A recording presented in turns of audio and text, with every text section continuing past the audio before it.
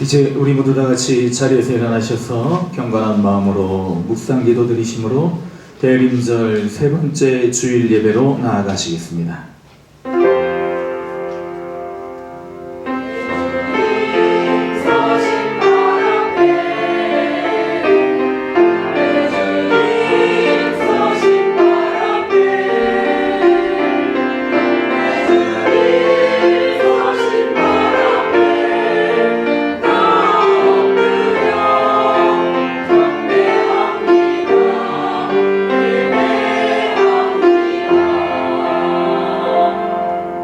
오직 여호와는 그 성전에 계시니 온 땅은 그 앞에서 잠잠할지니라. 하나님은 영이시니 예배하는 자가 영과 진리로 예배할지니라. 아멘.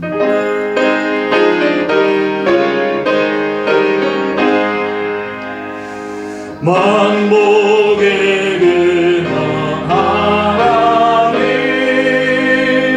온 백성 찬송 드리고 저 천사여 찬송하세 찬송 성부 성자 성령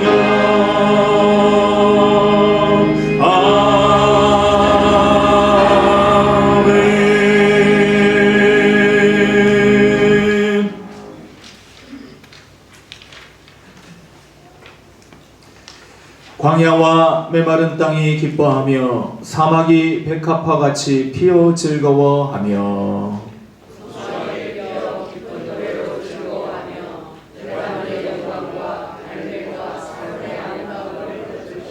그것들이 여호와의 영광 곧 우리 하나님의 아름다움을 보리로다.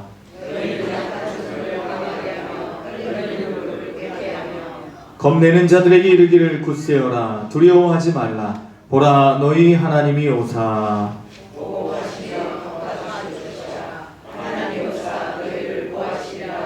그때에 맹인의 눈이 밝을 것이며 못 듣는 사람의 귀가 열릴 것이며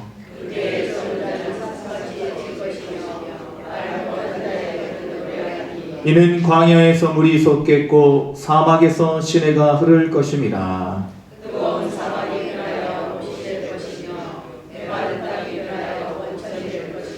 승냥이에 눕던 곳에 풀과 갈대와 부들이 날 것이며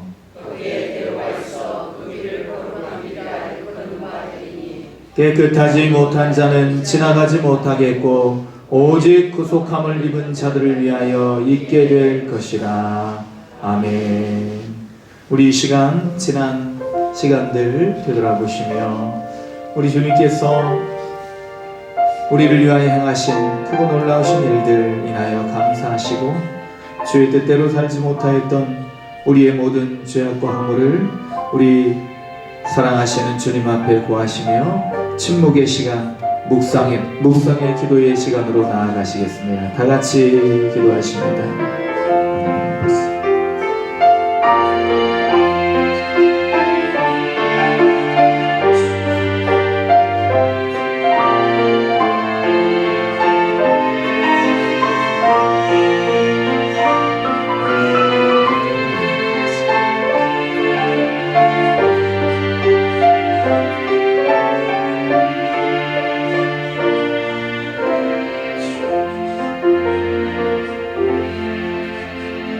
오호라 나는 곤고한 사람이로다. 이 사망의 몸에서 누가 나를 건져내리야.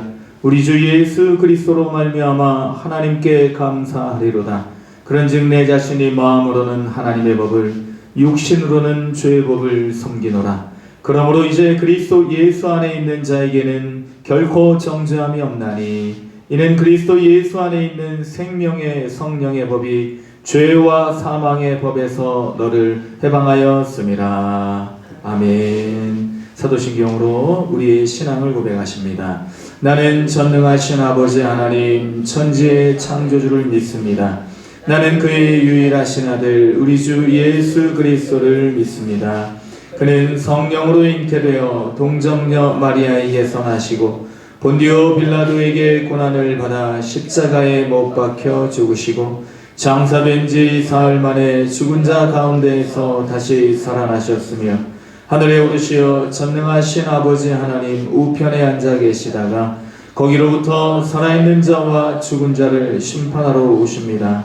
나는 성령을 믿으며 거룩한 공교회와 성도의 교제와 죄를 용서받는 것과 몸의 부활과 영생을 믿습니다. 아멘. 우리 다 같이 자리에 앉으신 후에 찬송가 138장 찬양 드리겠습니다.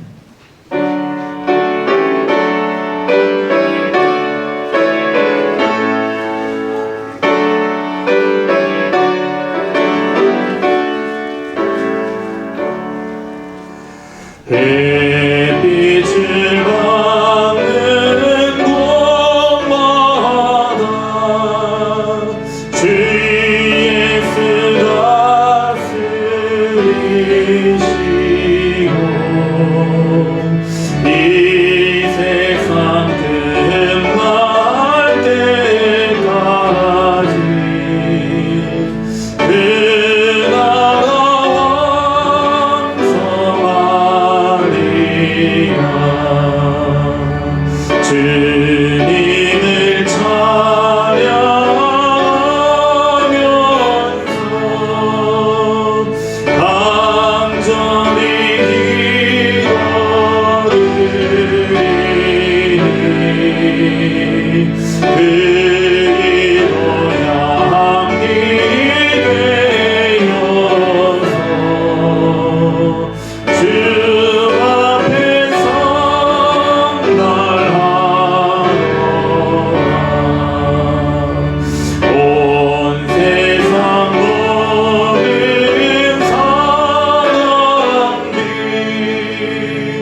그 사랑 찬송하노라.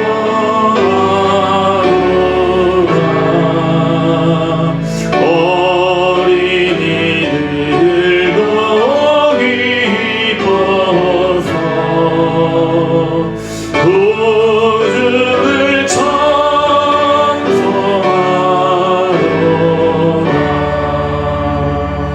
주 예수 계신 곳마다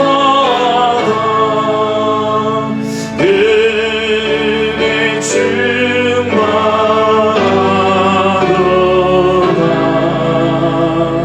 원하고 지신 사람들 주님의 사랑 받도다. 이 세상 모든 만물아 주 앞에 경배하여라.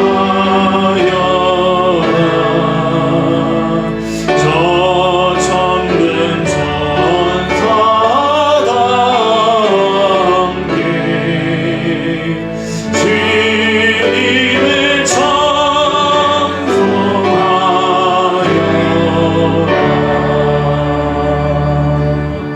아멘. 살아계셔서 역사하시는 하나님, 온 세상을 창조하시고 주관하시는 하나님 감사합니다. 여호와 하나님의 위대하심과 능력이 많으심을 찬양합니다. 하나님의 지혜는 무궁하며 인자하심이 영원하시고 상한 자를 고치시며 상처를 싸매시는 하나님, 수많은 별들의 수를 세시며 이름을 붙이신 하나님, 사랑으로 자비하심으로 땅을 위하여 구름으로 하늘을 덮으사 비 준비하시니 찬양합니다. 여호와 우리 하나님을 감사함으로 주 앞에 나가며 주 임재 앞에 경배합니다. 거룩한 주일 복된 성일 모든 성도들 이 시간 한자리에 모여 온 마음과 정성을 다해 주님 앞에 예배드리게 하심을 감사합니다. 저희의 예배를 기뻐하시는 하나님, 주의 은혜의 보좌 앞에 나아가길 원합니다. 이 시간 하늘문을 열으시사 은혜의 담비를 내려 주시옵소서. 우리 모든 성도 각 사람의 심령을 성령의 불로 새롭게 하여 주시옵소서.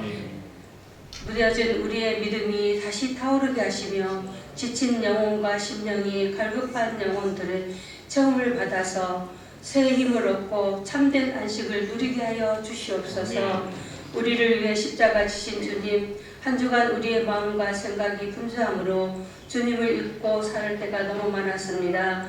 말씀을 마주하기보다 기도하는 시간을 갖기보다 내 생각대로 행했던 우리의 연약함을 용서하여 주시옵소서. 다른 사람을 사랑으로 대하기보다 이기적인 계산대로 행했던 우리의 완악함도 용서하여 주시옵소서. 부지 중에 주님을 아프게 했던 모습도 이 시간 회개하오니 주의 피로 씻어 주시옵소서. 주님의 보혈로 덮으사 거룩한 예배자 삼아 주시며 우리의 몸과 마음과 영혼을 온전히 산 제물로 주께 드려지기만을 간절히 원합니다. 주의 거룩함을 힘입어 주 앞으로 나아가길 원합니다. 우리가 주님과 십자가에 못 박혀 죽었으니 주의 그 크신 사랑 힘입어 주 앞에 온전히 기쁨되게 하여 주시옵소서. 자비하신 하나님, 나라와 민족을 위해 기도합니다. 하나님, 이 땅 이 민족 불쌍히 여기사 다시 회복시켜 주시옵소서. 복음이 뜨겁게 불타오르는 나라, 기도가 끊이지 않는 나라, 하나님의 진리로 다스려지는 나라 다시 세워 주시옵소서. 세계 곳곳 열방마다 복음 들고 나가서 순교자의 본을 받아 그리스도를 전하는 이 나라 이 민족 되게 하여 주시옵소서. 예수 이름을 온 땅에 전하며 잃어버린 영혼들이 돌아와 하나님을 기쁘시게 하며 예수님이 기뻐 춤추는 그런 나라 삼아 주시옵소서. 순천 동문교를 사랑하시고 은혜로 이끄신 하나님, 주의 피로 친히 값주고 세우사 하나님의 터를 이곳에 십자가의 터를 이곳에 세우심을 감사합니다. 한 마음으로 사랑으로 환몽 이룬 성도들이 주의 진리의 말씀 위에 굳게 서서 열방 가운데 복음의 통로로 삼아 주시옵소서. 믿지 않는 영혼들을 구하는 믿음의 방주가 되게 하여 주시옵소서. 또한 다음 세대 청년들을 말씀으로 양육하고 사랑으로 이끌어서 어두운 세상에 선한 영향을 끼치는 교회로 자라가게 하여 주시옵소서. 동문교회를 사랑하시고 인도하신 하나님, 오늘 우리 교회를 위해 일할 새로운 권사님들을 피택할 수 있는 은혜 주심을 감사합니다. 하나님께서 예비하신 충성된 일꾼, 믿음과 헌신과 봉사로 주님의 교회에 필요한 귀한 일꾼들로 세워주심을 믿습니다. 사람의 생각과 판단이 아닌 하나님께서 친히 주장하시고 인도하여 주시기를 간절히 기도합니다. 주의 귀한 말씀 들고 세우신 귀한 목사님, 이 시간 성령의 충만함을 7배나 더하여 주시옵소서. 성령의 기름 부으심으로 날마다 샘솟는 은혜와 기쁨으로 주님 주신 사명 감당하게 하여 주시옵소서. 성도를 위하여 날마다 간구하는 기도에 응답하시사 주의 사랑으로 성도들을 잘 이끌어갈 수 있도록 인도하여 주시옵소서. 이 시간 전하는 말씀에 엘리야의 갑절에 능력을 더하사 성령의 감동으로 성도들의 심령을 입히사 아멘으로 화답하며 말씀이 심령 깊이 뿌리내려 믿음의 열매가 맺히게 하여 주시옵소서. 주의 말씀으로 우리의 삶이 새롭게 변화되는 놀라운 역사가 임하여 주시기를 원합니다. 찬양으로 영광 돌리는 호산나 찬양대 위에 은혜를 날마다 더하여 주시사 찬양의 기쁨을 가득 채우사 주님 홀로 영광 받아 주시옵소서. 우리 모든 성도들의 가정과 직장과 사업 모든 삶 현장에 주님 항상 함께하여 주시기를 원합니다. 특별히 가정을 축복하사 예수 그리스도를 주인 삼아 자녀들이 말씀 안에서 잘 자라고 부모가 믿음의 본이 되는 복된 신앙의 가정으로 세워주시옵소서. 질병 가운데 하나님께 간절히 기도하는 성도들에게 이 시간 특별히 주님의 치유하심을 간절히 원합니다. 주의 피 어린 손으로 친히 어루만지사 건강의 축복으로 채워주시옵소서. 고난 중에 기도하는 성도들의 기도에 주님 귀 기울이사 위로와 평강을 더하게 하여 주시옵소서. 예배에 참석하지 못한 모든 성도들 어느 곳에 있든지 예배의 자리를 기억하게 하시고 동일한 은혜로 채워주시옵소서.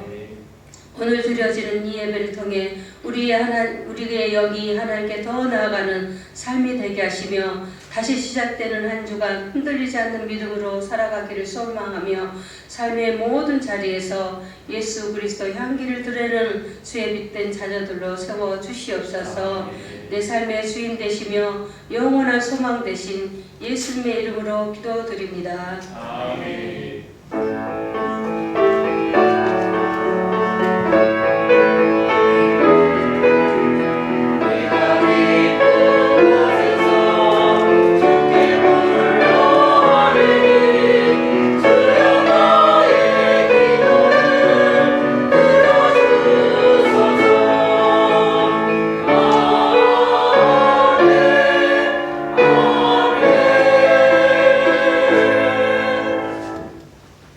거룩하고 복된 주일 우리가 함께 보실 하나님의 말씀은 요한복음 10장 10절 말씀입니다. 제가 가진 성경 신약성경 163면 요한복음 10장 10절 한 절의 말씀을 봉독해 드리겠습니다. 도둑이 오는 것은 도둑질하고 죽이고 멸망시키려는 것뿐이요 내가 온 것은 양으로 생명을 얻게 하고 더 풍성히 얻게 하려는 것이라. 아멘.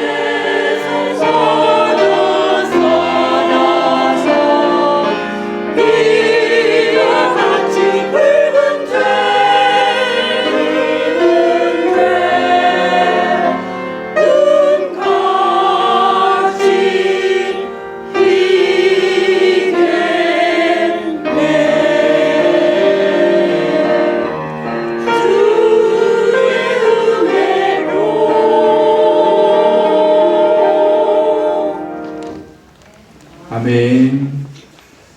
미국의 유명 앵커 중에 토크쇼를 진행하는 앵커 중에 레리 킹이라는 유명한 분이 계십니다. 그래서 이 레리 킹 쇼에 유명한 저명한 사람들이 나와서 같이 이제 토크 대담을 하게 되는데, 그때 이제 빌리 그레이엄 아시죠? 유명한 전도자. 우리 빌리 그레이엄 목사님은 이제 천국에 가셨지만 우리나라 70년도에 여의도에 와서 그 100만 명 이상이 모인 그 집회도 인도하시고 세계 많은 곳에서 복음을 전하시는 복음 전도자이십니다.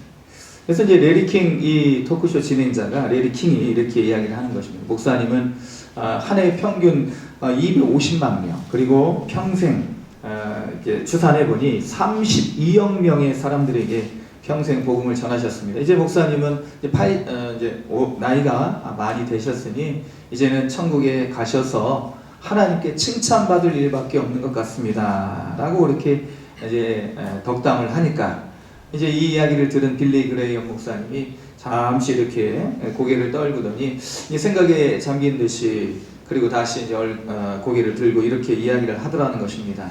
내 삶은 후회로 가득 차 있습니다. 이게 좀 아주 좀 뜻밖의 대답 아니겠습니까? 그렇게 열심히 복음을 전하셨는데 내 삶이 후회로 가득 차 있다는 거예요. 그러면서 수많은 사람을 만나고 쉴 새 없이 사역을 감당하였지만 정작 예수님과 보낸 시간이 너무 적었습니다. 이렇게 고백을 합니다. 예수님과 만나는 시간이 더 많았더라면 지금쯤 예수의 형상이 나타날 텐데요. 그러니까 열심히 일을 했는데 그 일이 과연 우리 예수님을 위한 일이었는지 이 대전도자가 목사님이 한번 자신의 일들을 반성해 보는 것입니다. 빌리 그레이엄 목사님의 회화는 하나님의 일을 열심히 한다고 했지만 그 일이 정작 자신의 능력을 증명하기 위한 일은 아니었는지 솔직한 고백을 이 방송에서 하고 있는 것입니다. 이런 비슷한 일을 고백한 사람이 있습니다. 그게 누구냐면 바로 서울 자가의 대기업 다니는 김 부장입니다. 혹시 이런 드라마 보셨습니까? 서울 자가의 대기업 다니는 김 부장 이야기. 저도 한번 누가 재밌게 봤다는 이야기를 듣고 한번 쭉 봤습니다. 그런데 이제 이 대기업 다니는 김 부장이 이렇게 이야기를 이제 그 회사에서 열심히 그렇게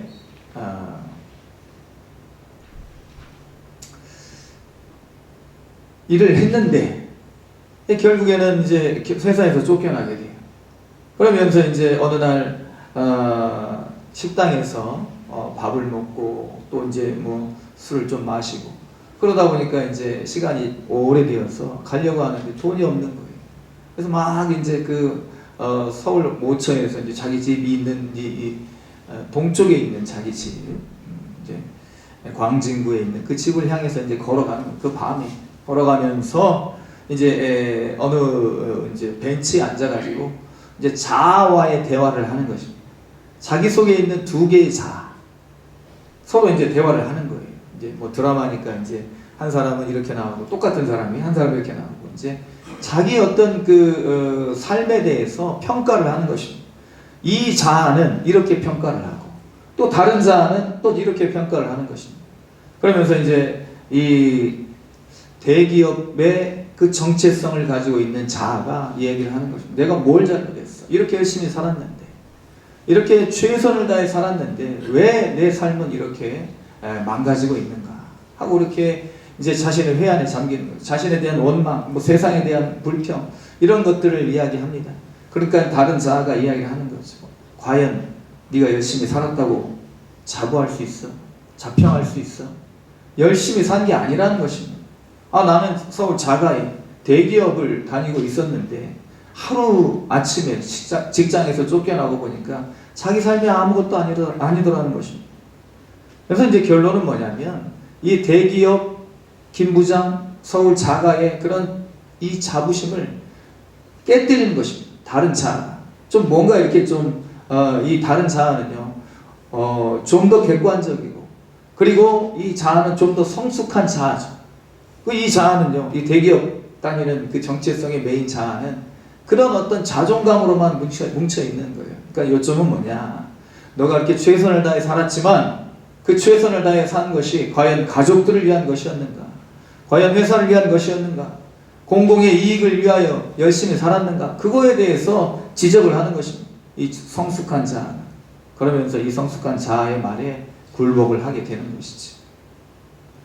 과연 우리가 열심히 세상을 살고 있지만 누구를 위하여 열심히 살고 있는가?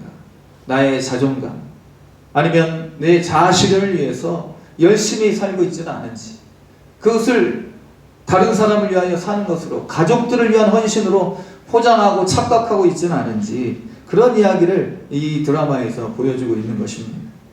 그래서 이 빌리 그레이엄 목사님의 이런 회한, 내가 예수님을 위해 열심히 일을 했지만 과연 그것이 예수님을 위한 일이었는지 제가 되돌아보니 후회뿐입니다 라는 그러한 회한과, 그리고 대기업 김부장 서울 자가를 갖고 있는 이 김부장 이야기의 이 이야기도 역시 같은 어떤 공통점이 있는 것 같습니다. 우리는 열심히 나의 삶을 위하여 최선을 다하지만, 그러나 그런 최선을 다하는 삶이 내 능력을 증명하기 위한, 내 자아 실현을 위한, 내 자존감을 충족시키기 위한 것이었다면 우리는 그런 열심 있는 삶에서는 결코 우리 스스로 만족을 얻을 수가 없다는 것입니다. 평안을 얻을 수가 없다는 거예요.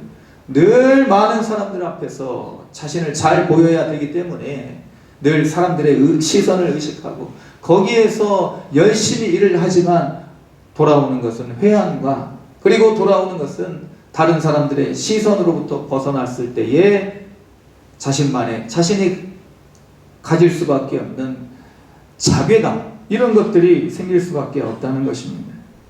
그래서 우리는 이러한 삶을 통하여서, 우리가 열심히 있는 삶을 통하여서 과연 이 삶이 우리 주님을 기쁘시게 하는 삶인가? 그리고 내 삶을 통해서 다른 사람이 기쁨을 얻고 있는가? 이것을 먼저 추구하지 않으면 결국 이 김부장처럼, 아니면 빌리 그레이엄 목사님처럼 후회가 찾아올 수 있다는 것입니다. 우리는 오늘 예수님이 어떤 분인가를 말씀하고 계시는 것을 보게 됩니다. 예수님은 10절 말씀, 오늘 우리가 읽은 10절 말씀, 도둑이 오는 것은 도둑질하고 죽이고 멸망시키려는 것뿐이요 내가 온 것은 양으로 생명을 얻게 하고 더 풍성히 얻게 하려는 것이다. 그래서 예수님의 말씀은 뭐냐면 예수님은 도둑이 아니라는 거예요. 우리의 이런 노동력을 착취하고 우리에게 힘들고 어려운 일을 시킴으로 인해서 예수님은 그냥 발 뻗고 편안히 쉬기를 원하는 분이 아니라는 것입니다. 그런데 우리는 예수님을 그러한 분으로 착각할 때가 있어요. 그래서 빌리 그레이엄 목사님처럼, 물론 빌리 그레이엄 목사님은 훌륭한 분이시죠. 이런 우리가 자신에 대한 평가, 그리고 자신에 대한 객관적인 관찰이 없으면 우리는 스스로 그렇게 자신만의 세계에 갇혀서 살아갈 수밖에 없는데, 이 빌리 그레이엄 목사님처럼 우리가 하는 일에 대해서 한번 살펴봐야 되는 것입니다. 한 걸음 떨어져서 우리 스스로를 바라볼 수 있는 객관적인 시간들이 있어야 된다는 것입니다. 그래서 예수님께서 우리에게 원하시는 것은 이런 열심 있는 삶이지만, 그러나 그 열심으로 예수님을 위하는 것처럼 착각하고 자신만의 열심으로 살아가는 그러한 삶이 아니라는 것입니다. 예수님은 도둑이 아니라는 거예요. 빼앗는 분이 아니라는 거예요. 거저 예수님께서 취하시는 분이 아니라는 것입니다. 수전노가 아니라는 것이죠. 예수님을 수전노로, 도둑으로 그렇게 착각했던 사람이 바로 성경에 나오는 한 달란트 받았던 사람, 마태복음 25장에, 그리고 누가복음에 나오는 열 문화의 그 한 문화를 맡았던 사람, 열 문화를 각각의 10명의 사람들에게 맡겨주었는데 그 한 사람이 나와서 예수님께 이야기하지 않습니까? 주인이여 보소서, 당신의 한 문화가 여기 있나이다. 내가 수건으로 쌓아 두었었나이다. 이는 당신이 엄한 사람인 것을 내가 무서워함이라. 당신은 두지 않은 것을 취하고 심지 않은 것을 거두는 사람입니다. 라고 그렇게 예수님을 평가하는 것입니다. 그러니까 우리는 어떤 때는 우리 예수님이 우리를 이 일로 몰아가는 분으로 착각할 때가 있다는 것입니다.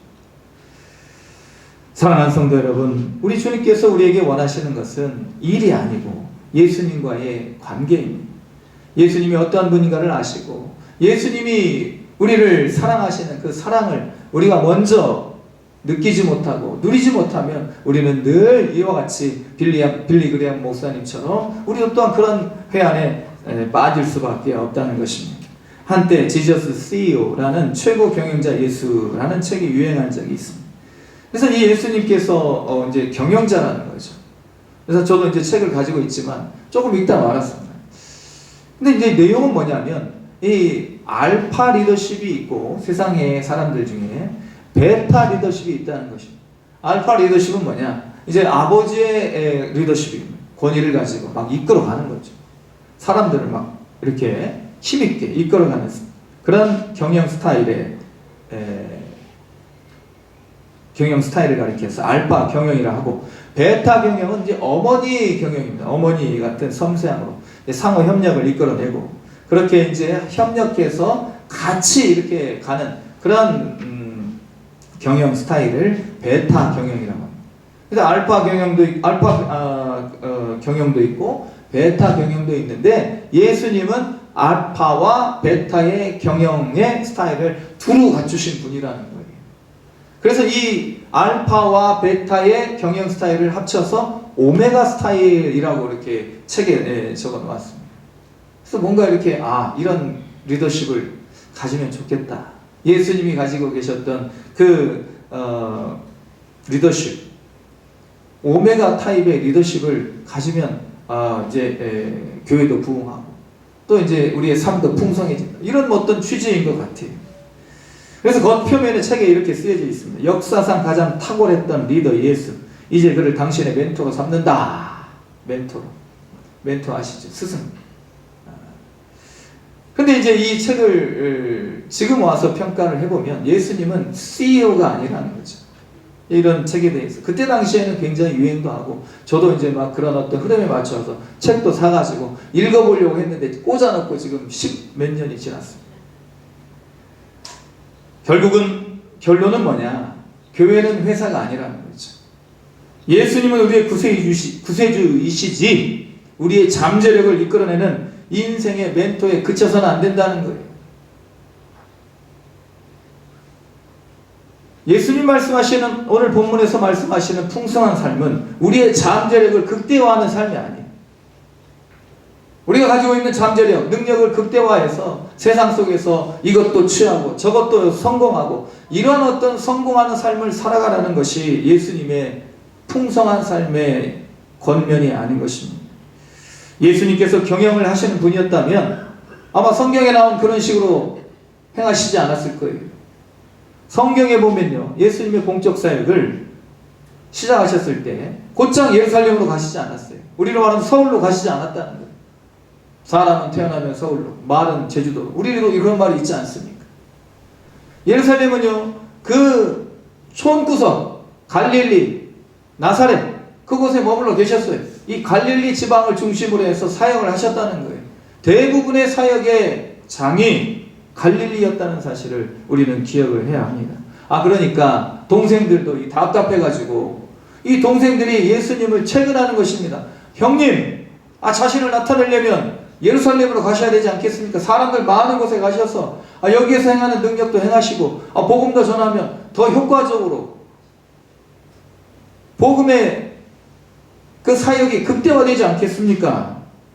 라고 그렇게 예수님을 책망하듯이 얘기를 하니까 성경은 어떻게 표현하냐면, 그 형제들까지도 예수를 믿지 아니함 이러라. 형제들도 예수님이 구세주인 것을 믿지 않았다는 거예요. 메시아인 것을 믿지 않았다는 거예요. 그저 저런 능력을 가지고 서울 가서 저 예루살렘 가가지고 그렇게 능력을 행하면 돈도 많이 벌고 사람들도 많이 따를 것이고 이른바 성공하는 삶을 살 터인데 왜 이런 촌구석에 그렇게 머물러 있냐는 거예요. 그렇지 않겠습니까?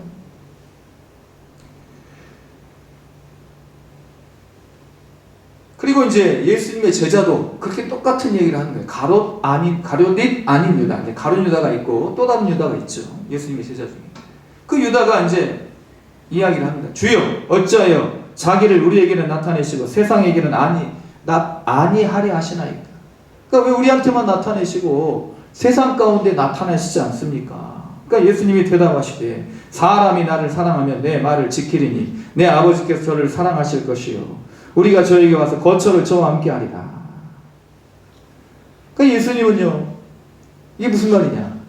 나는 세상을 변화시킬 수 있는 능력이 있지만 그것 때문에 이 땅에 오지 않았다는 거예요. 세상을 변화시키러 온 것이 아니라 영혼을 변화시키는 그 사랑 때문에 이 땅에 오셨다는 거예요. 예수님의 관심은 사람들이 내 능력을 보고 따르는 것이 아니라 내가 그 사람을 사랑하면 그 사람도 나를 사랑할 것이다. 예수님께서 원하시는 것은 나를 사랑하는 거라는 거예요. 예수님을 사랑하는 그것을 예수님은 원하고 계시다는 거예요.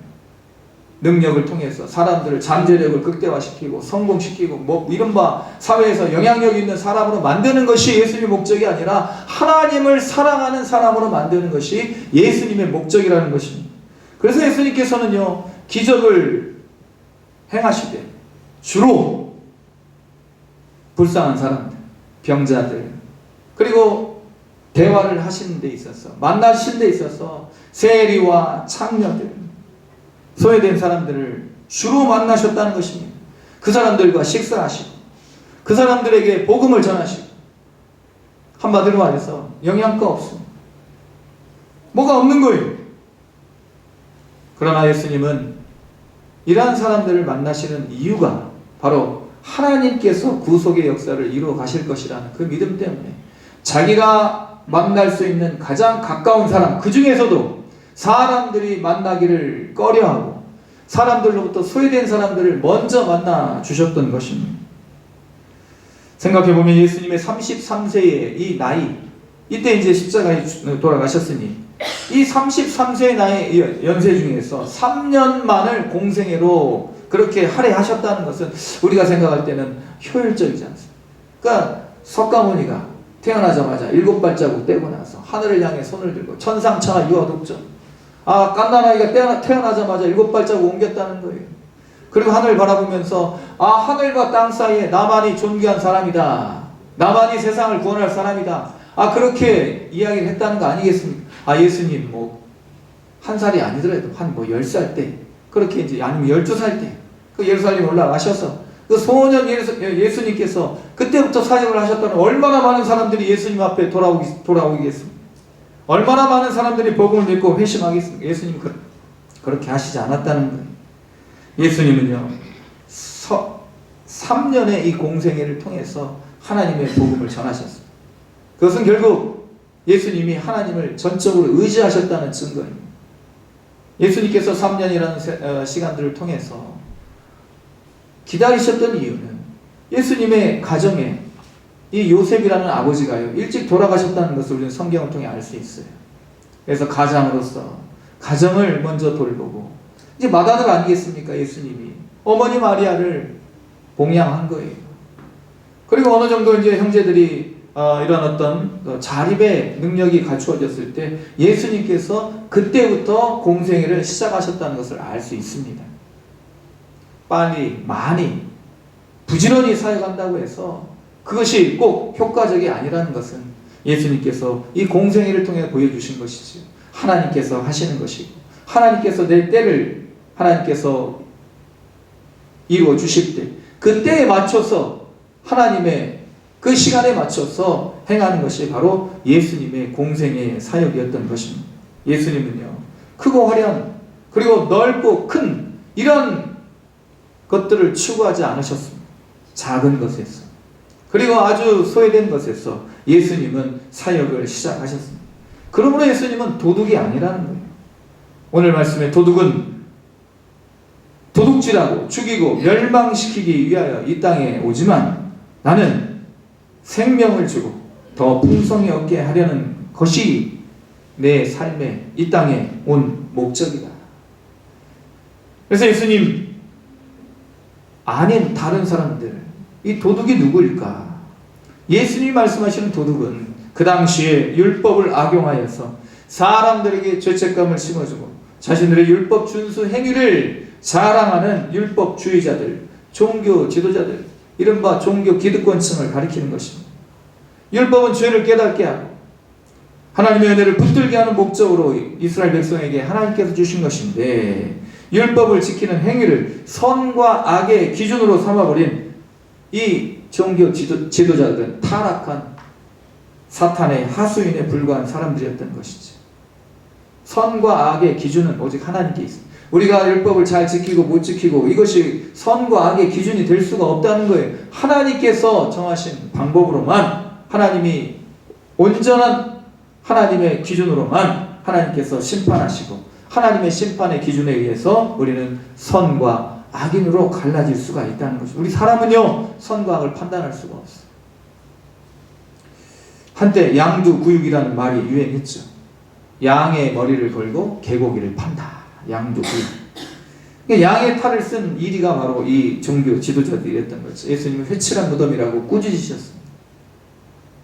겉으로는 예수님을 사랑한다고, 하나님을 경배한다고 그렇게 자신의 말로서 행위로서 나타내지만, 그러나 거기에는요, 그 열심에는 하나님이 안 계신 거예요. 사랑이 없는 거예요. 오직 자기들의 자랑만, 자기들의 능력을 검증하기 위한 그런 실험 정신만 가득 차 있는 것입니다.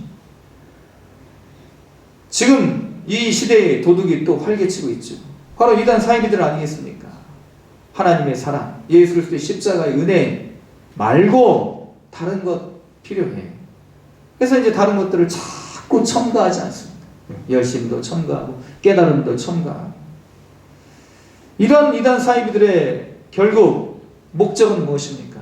하나님을 팔아서 십자가를 이용해서 자기 욕망을 채우는 것 아니겠습니까? 이단 사이비 대책위원회 이제 전남 동부 연합 모임이 있습니다. 이제 전남 이제 여수 또 이제 여수노회, 우리 이제 순천 남노회, 우리 교회가 속해 있는 순천 남노회, 그리고 이제 광양, 곡성, 구례, 그리고 순천 일부를 포함하는 순천노회, 그리고 저쪽에 이제 뭐 보성, 벌교, 고흥까지 이렇게 포함하는 이제 순천 서노회, 이런 노예가 이제 네 개의 노예가 모여서 이단 사이비 대책위원회 전남 동부 연합 모임을 이제 가지고 있어요. 이제 거기에서 이제 어떤 이제 그 리더 하시는 분이 문자를 이제 보내오시는데, 이제 이런 이야기예요.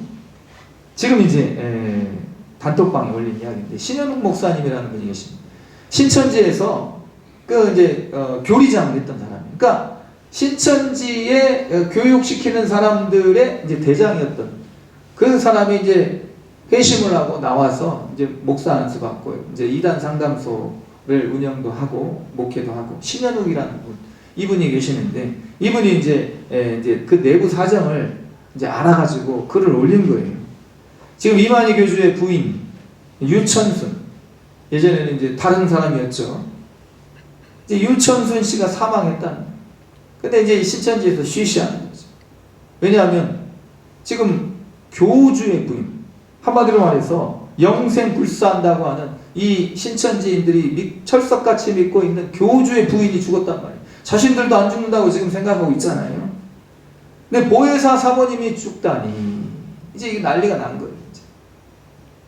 그래가지고 이 일을 쉬쉬하고 있다는 거죠. 그래서 이제 이 요점은 뭐냐? 무너질 날이 얼마 남지 않았다. 지금 저기 경북 청송에 자기 이제 이만희 교주의 그 고향 청송에 가묘를 만들어놨다는 거 아니겠습니까? 가묘 아시죠? 가짜묘. 자기가 죽으면 이제 거기 묻힌다 해서 막 묘를 만들어 놓은 거예요. 사람들한테는 죽지 않는다, 영생불사를 그렇게 미혹하면서 그렇게 이제 신천지인들은 철석같이 믿게 해놓고는 자기는 자기 묘를 만들어 놨단 말이죠. 사랑하는 성도 여러분, 이러한 사람들을 가리켜 도둑이라고 하는 것입니다. 도둑. 예수님은 도둑이 아닙니다. 빼앗는 분이 아니에요. 착취하시는 분이 아니에요.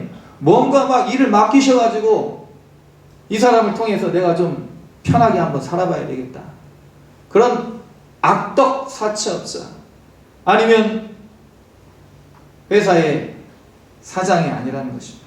회사 사장님이 다 그런 건 아니지만. 사랑하는 성도 여러분, 예수님은요, 우리의 것을 빼앗으러 오시는 분이 아닙니다. 죽이고 멸망시키러 오신 분이 아니라는 거예요. 우리가 착각할 때가 있어요. 그러다 보니까 뭔가 안 하면 뭔가 내가 죄책감이 느껴지고, 뭔가 이렇게 뭔가 예수님의 이런 일들을 우리가 맡다 보면은 막 그런 일들로 인해서 우리가 막 부담을 가지는데, 예수님은 우리에게 그런 부담을 주시는 분이 아니라는 것입니다. 그럼 예수님은 어떤 분이신가? 양으로 생명을 얻게 하고 더 풍성히 얻게 하시는 분입니다. 왜 예수님은 우리를 양으로 표현했을까? 결정적으로 양은요, 목자가 없으면 살 수 없는 그런 존재이기 때문인 것이죠. 예수 그리스도 없으면 우리는 금방 잡혀서 죽고 마는 연약한 존재인 것입니다. 누구에게? 사탄에게. 예수님이 계셔야만 우리는 보호받고 생명을 누릴 수가 있는 것입니다. 그런데 예수님께서 이렇게 우리의 목자 되시고 그냥 거기서 그치시는 게 아니라 이 양떼들을 끌고 좋은 초장으로 우리를 그렇게 인도하고 계시는 것입니다. 그 초장이 바로 오늘 이 예배당인 줄로 믿습니다. 영적 꼴을 먹여주시는 곳, 그곳이 바로 좋은 초장이에요. 우리의 육은 건강을 지키기 위해서 이것도 하고 저것도 하고 열심히 살아가는데 우리의 영혼이 죽어가는 사실을 우리는 간과하고 우리는 짐짓 외면할 때가 있습니다. 우리의 영혼이 잘 될 때 우리의 혼과 육이 잘 되는 그런 역사가 있게 될 줄로 믿습니다. 그래서 예수님께서 이러한 생명을 주셨는데 예수 믿는 사람들로 말미암아 구원 얻은 생명을 영원한 천국의 백성 되게 하셨는데 거기에서 그치지 않고 우리에게 더 풍성한 생명을 주시는 거예요. 그 풍성한 생명이 무엇입니까? 풍성한 생명 누리고 싶지 않으십니까? 그냥 구원받은 데 그치지 않고 이 구원을 더 풍성하게 하는 그런 예수님의 능력, 그 선물을 받고 싶지 않으냐는 거예요. 그래서 그러한 풍성한 생명이 무엇인가? 풍성한 생명이 무엇인가? 뭐 여러 가지 성경 이야기가 나오지만 헬무트 틸리케 목사님이 계십니다. 근데 독일 튜빙겐 대학의 신학 교수이셨어요. 목사님이기도 하십니다. 이분이 이제 그 쓴 책 중에 기다리는 아버지라는 그런 책이 있습니다. 거기에 나오는 열처녀 비유를 이분이 이렇게 이제 해석을 해놨는데, 이 열처녀 중에 슬기로운 5처녀가 풍성한 생명을 누리는 거구나 하고 이렇게 생각을 해보는 것입니다. 슬기로운 5처녀, 미련한 5처녀 이야기 아시죠? 열처녀 이야기. 그래서 신랑을 이제 기다리는 사람들, 이른바 메이드라고 하는 건데, 이제 이 신부가 있고, 이제 이 신부의 친구들이 신랑이 오는 길에 등불을 들고 나가야 되는 거, 언제 올지 모르기 때문에. 이제 신랑이 이제 늦게 올 수도 있기 때문에 등불을 들고 나가는데, 신랑이 늦게 오는 거예요. 그러니까 이제 신랑이 늦게 오면 이제 기름을 이제 채워서 이제 그 기름이 떨어지지 않도록 그렇게 이제 준비하고 있다가 신랑이 오는 길에 밝혀줘야 되는데, 슬기로운 5처녀는 기름을 잘 준비했어요. 근데 미련한 5처녀는요, 신랑이 언제 올지도 모르는데 기름을 준비하지 않았어요. 그러니까 신랑이 올 때 미련한 5처녀는 허둥지둥 하면서 막 기름을 빌려달라고 하지만 그러나 빌릴 수가 없는 거죠. 슬기로운 5처녀는 준비한 기름을 가지고 채워서 신랑이 오는 길에, 그 어두운 길에 빛을 비추고 길을 밝혀서 이제 신랑이 오는 길을 예비하는 것이죠. 근데 중요한 것은 뭐냐면, 이 틸리케 목사님의 이야기는 뭐냐면, 슬기로운 5처녀, 미련한 5처녀, 이 10명의 처녀들이 똑같이 졸았다는 거예요. 졸았다는 거. 슬기로운 5처녀는 안 졸아야지 막 그랬을 것 같은데, 예수님 언제 오실지 모르니까 깨 있어야지 막 바늘로 막 찌르고 막 꼬집고 막 그랬을 것 같은데, 같이 졸았다는 거. 같이. 예수님이 그렇게 표현을 하는 것입니다. 그러면 슬기로운 5처녀가 좋은 것과 미련한 5처녀가 졸은 것, 이 차이가 뭘까? 이제 그걸 비교해 놓은 거죠. 슬기로운 5처녀는요, 졸지만 그러나 기름을 준비했다. 앞서 말씀드린 바와 같이. 언제 올지 모르니까 우리 이 신랑이 올 때, 이 신랑은 바로 예수님을 비유하는 거 아니겠습니까? 그 신랑이 예수님 오실 때 우리가 예수님 오시는 길이 어둡지 않도록 밝혀 드리는 그러한 준비를 하고 졸았다는 거예요. 이것을 가리켜서 이제 이 틸리케 목사님은 교회 밖에서의 성실한 일상으로 표현을 하는 거예요. 조는 걸. 슬기로운 5처녀가 조는 거. 그러니까 우리가 늘 깨어서 기도할 수 없어요. 늘 기쁘게 찬송할 수 없어요. 그렇잖아요. 기도하고 싶을 때 그냥 우리가 기도가 나오는 게 아니에요. 어떤 때는 기도가 막힐 때가 있어요. 세상 근심, 걱정, 염려. 어떤 때는 찬양하고 싶은데 찬양이 안 나와요. 찬양을 들 수 없는 상황이 있잖아요. 물론 이제 우리는 장례식에서도 찬양을 하는 사람들이지만 어렵고 힘든 일이 생기고 보면 찬양이 안 나와요. 막 속에서 막 이렇게 원망이 나오는 거죠. 그럴 때라도 우리가 이제 하나님을 의식하고 있으면 그 시간들은 비록 좋은 시간일 수 있지만, 그러나 우리가 바로 깨어서 하나님, 우리 예수님을 우리가 우리의 마음속에, 우리의 삶 속에 영접한다면 그 좋은 시간도 역시 헛된 시간이 아니라는 거지. 그리고 더 나아가서 우리 일상 속에서 가정주부라면 음식을 만들 때 하나님 잠깐 생각하지 말고 음식을 잘 잘 만드는 그 방법을 연구하고 거기에 집중하는 시간이 바로 조는 시간이에요. 일터의 근로자는요, 막 이게 하나님, 물론 이제 우리가 하나님을 생각할 수 있지만 일터에서는요 열심히 최선을 다해서 이 일을 통해 이 내가 속한 조직에 얼마나 큰 유익을 내가 끼칠 수 있을까 집중하고 자기 자리에서 최선을 다하는 시간이 바로 조는 시간이라고. 조는 시간. 그래서 이렇게 이런 잠깐의 하나님을 잊어버리는 시간조차도 슬기로운 다섯 처녀라면 이 시간들이 바로 일상에서의 최선을 다하고 보면 하나님을 찾는, 예수 그리스도를 예비하고 예수 그리스도를 증거하는 시간들이 될 수가 있다는 것입니다. 그러니까 무슨 말이냐면 예전에 다미선교에 있었죠. 예수님 언제 오실까 하고 생업도 가정도 내팽개치고 거기 산에 올라가서 예수님 어서 오세요, 예수님 어서 오세요 그랬던 그 사람들이 있단 말이에요. 다미선교회 같은 사람.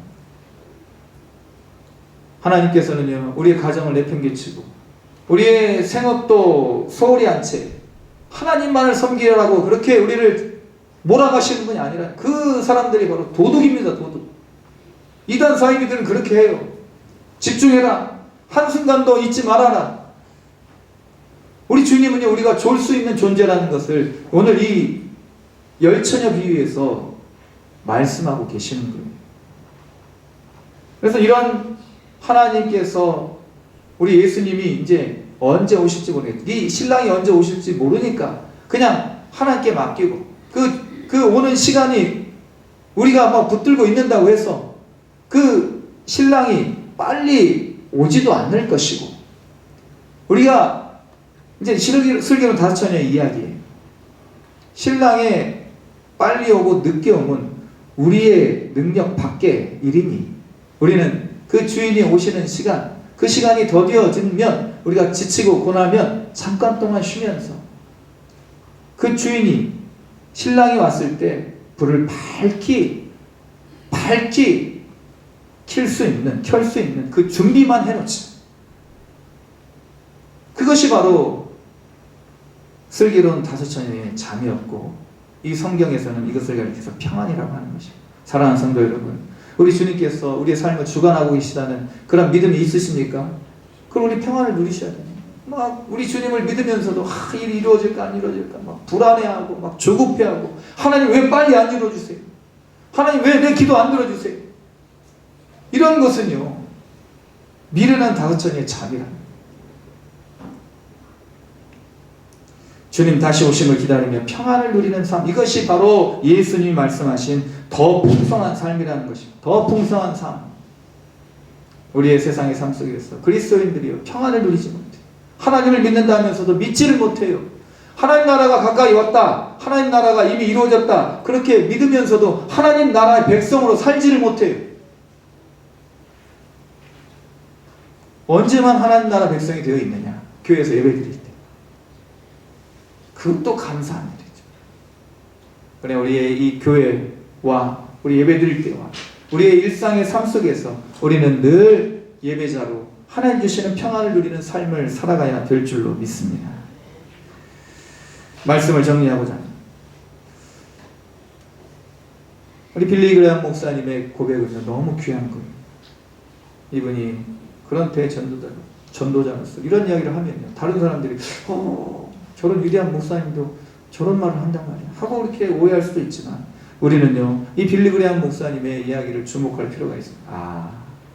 내가 복음을 전하였지만 이 복음을 받아들이게 하고 그리고 하나님 이 땅에 하나님 나라를 이루시는 것은 하나님의 몫이고 하나님의 전적인 주권이구나 하고 이렇게 평안 가운데 복음을 전해 막 쫓겨다니면서 이 내가 아니면 안 된다 그런 조급함으로 일을 했던 것을 후회했던 그 빌리 그레이엄 목사님 어찌 보면 풍성함을 덜 누렸을 수도 있다는 것이지.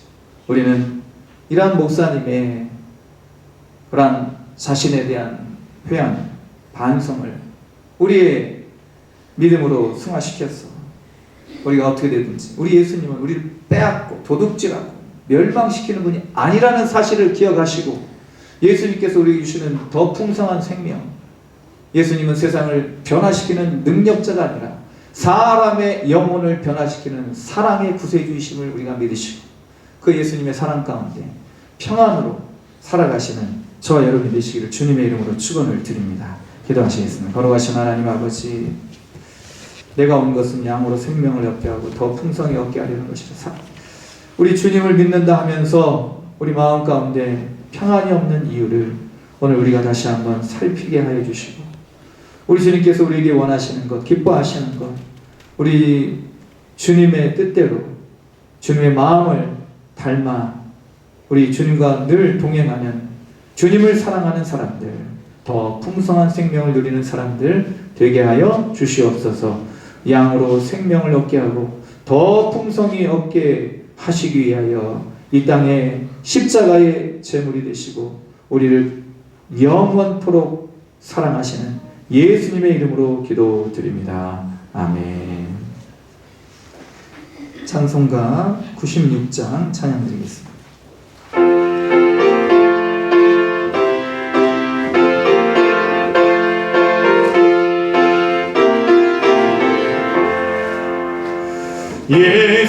예수님은 누구신가 우는 자의 위로와 없는 자의 풍성이며 전한 자의 높음과 잡힌 자의 노임되고 우리 기쁨 되시네.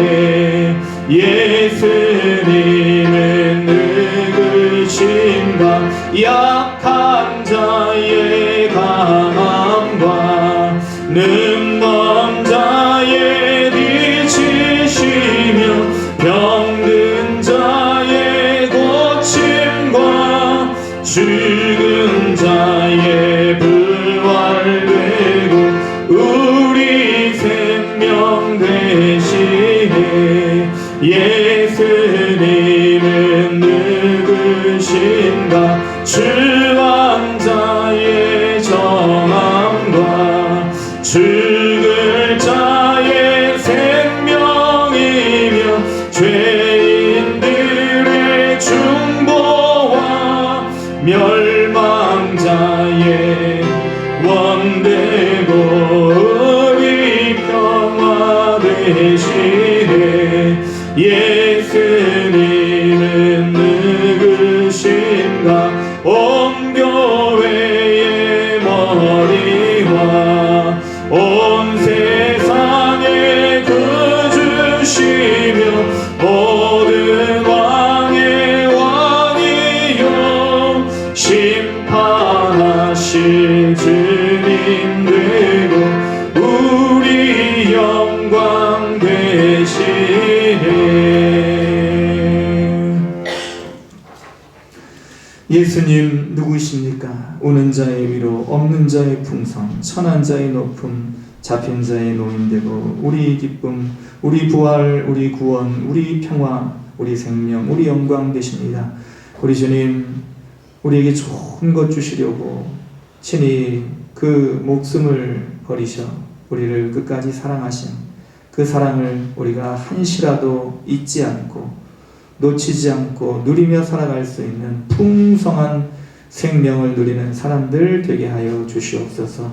구원하여 주신 그 은혜를 늘 감사하고 주님의 뜻대로 이 땅의 모든 것들을 사랑하며 살아갈 수 있는 그러한 주님의 은혜를 받고 누리는 풍성한 생명을 누리는 자 될 수 있기를 간절히 구하오니 이 모든 것들 위해 주님 크신 은혜로 함께하여 주시옵소서. 주님의 것을 주님의 것으로 고백하며 돌려드리는 모든 믿음의 고백을 주님 받아 흠양하여 주시고 우리의 감사를 주님 받아 주시옵소서. 감사합니다. 모든 범사에 감사드립니다. 입교 감사합니다. 하나님 은혜 감사합니다. 범사에 감사드립니다. 아멘. 생명 주심에 감사를 주님 받아주시고 감사 위에 감사를, 평강 위에 평강을, 복에 복을 더하여 주시옵소서. 예물이 쓰여지는 곳에 하나님 나라의 영광이 나타날 수 있기를 간절히 구하오며 우리 모든 것 되신 예수님의 이름으로 기도드립니다. 아멘. 교회 소식 말씀드리겠습니다. 주보 뒷면을 참조해 주시기 바랍니다. 예배를 사랑하시고 적극적으로 참여해 주시기 바랍니다. 오늘 일부 예배 후에 공동의회가 있습니다. 꼭 참석해 주시기 바랍니다. 오늘 기도도 하셨지만 우리 교회의 이제 권사님들을 피택하기 위해서 이제 공동회의를 갖습니다. 6분의 권사님들을 저희들이 피택하고자 하는데 이제 기도로 준비하였지만 또 우리 성도님들이 함께 동참해 주시고 투표해 주시고 그렇게 일꾼들을 뽑아 주셔야만 교회가 더욱 든든히 서가는 그러한 초석이 놓여지지 않을까 생각을 합니다. 가만히 생각해 보니 제가 이제 예배 전에 이제 예배 끝나고 이렇게 막 가시면 어떡하나 막 그런 어떤 이제 생각이 있어서 그러면 못 가시게 예배 끝나고 요 시간 해야 되겠다 그런 생각을 했었는데 하나님께서 예배는 예배로 그런 말씀하시니 예배 하나님께 집중해야죠. 하나님께 투표보다도. 그래서 제가 잠깐 들었던 생각을 내려놨습니다. 그래서 꼭 가지 마시고 공동회에는요 18세 이상의 세례교인들이 참석할 수 있습니다. 18세 이상의 세례교인. 재직회는요 서리 집사 이상 그렇게 이제 또 참석하시는 거고 공동회는 이제 세례교인 이상이면 다 참석할 수 있으니 잠깐이면 됩니다. 이제 잠깐이면 되니까 가지 마시고 참석하셔서 공동회에서 그렇게 투표해 주시고 참석해 주시면 감사하겠습니다. 다음 주 일부 예배는 찬양 예배로 드리고 엘리빙 워십팀 우리 교회 이제 오시는 가끔가다 오시는 우리 찬양팀 있죠. 그 몸찬양 워십팀의 특별 찬양이 예배 중에 있겠습니다. 온라인 예배 참조해 주시고 한 영혼 구원을 위해 기도하시고 전도에 힘써 주시기 바랍니다. 12월 예비원들께서는 주보와 게시판에 참조하시고 기도로 준비해 주시기 바랍니다. 주보에 나와 있지 않지만 교회 달력이 이제 준비되어 있습니다. 필요하신 가정은 이제 한 부씩 가져가 주시면 감사하겠습니다. 병원에 계시는 우리 오해승 권사님께서 계속 기도해 주시고요. 또 여러 가지 질병으로 좀 참석지 못한 그런 환우들 위해서도 기도해 주시기 바랍니다. 우리 옆에 계신 분들, 앞뒤에 계신 분들 바라보시면서 성도 인사 나누겠습니다. 하나님 당신을 사랑하십니다. 사랑하십니다. 사랑하십니다. 사랑하십니다.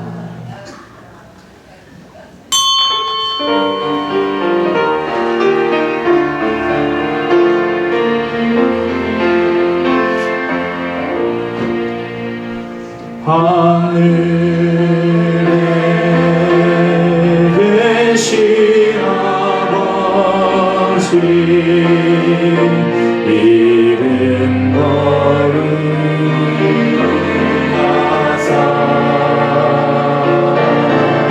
주님 나라 임하시고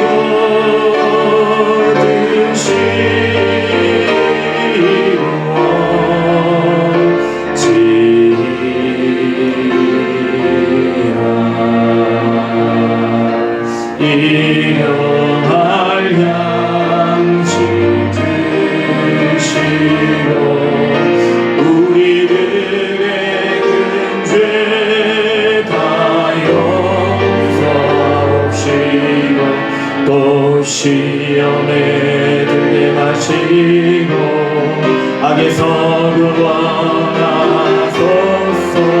되게 주의 나라 주의 권세 주의 영광 영원히 아멘.